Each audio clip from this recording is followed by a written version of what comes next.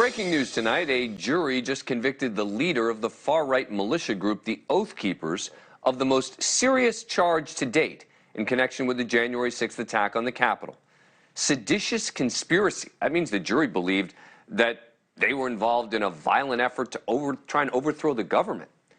It also means that this leader and his top deputy are each facing up to 20 years on that charge alone.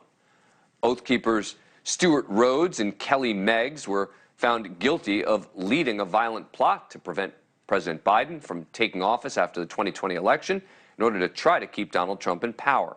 3 other defendants were found not guilty of the sedition charge, but all 5 defendants were convicted of obstructing an official proceeding, which also carries a possible sentence of up to 20 years. And while the verdicts were mixed, it's hard not to see this as a big victory for the Justice Department. It's also clear this jury, which deliberated for 3 days after an 8-week-long trial, took its time and carefully evaluated each case, each charge, against each defendant. 50 witnesses took the stand, along with 3 of the defendants. Prosecutors used pages and pages of encrypted text messages, audio recordings, and videos to make their case that the defendants used force to try to prevent Congress from formally certifying Biden's presidency. The defense argued the defendants were speaking rhetorically and they weren't serious when they talked about violence and civil war. Joining me now is former federal prosecutor Renato Mariotti, who's covered this case very closely. Renato, thanks for coming back on the program. Appreciate it. All right, so there's a lot of different verdicts here. I don't want to go through each and every one of them, but just sort of make sense of all of them together. What is there a story to tell about what these jurors believed coming out of this case about all of the verdicts together?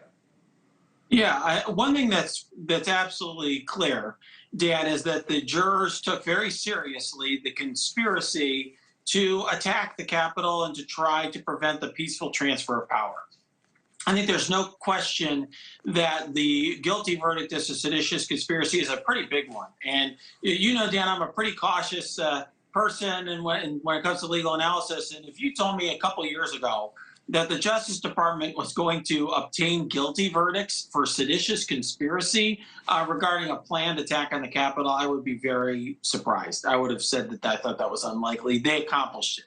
Now, as to some of these other defendants, you know, for example, and even as to Mr. Rhodes, what the jury did, and you mentioned it a moment ago, Dan, they parsed the evidence very carefully. Very long trial. You had different defendants charged with a variety of things, and they all had inconsistent defenses. They all had different stories to tell. For example, Mr. Rhodes wasn't at the Capitol that day. He didn't storm the barricades himself. So he was able to say, look, I didn't prevent police officers from doing things. You know, I wasn't trying to destroy property and so on.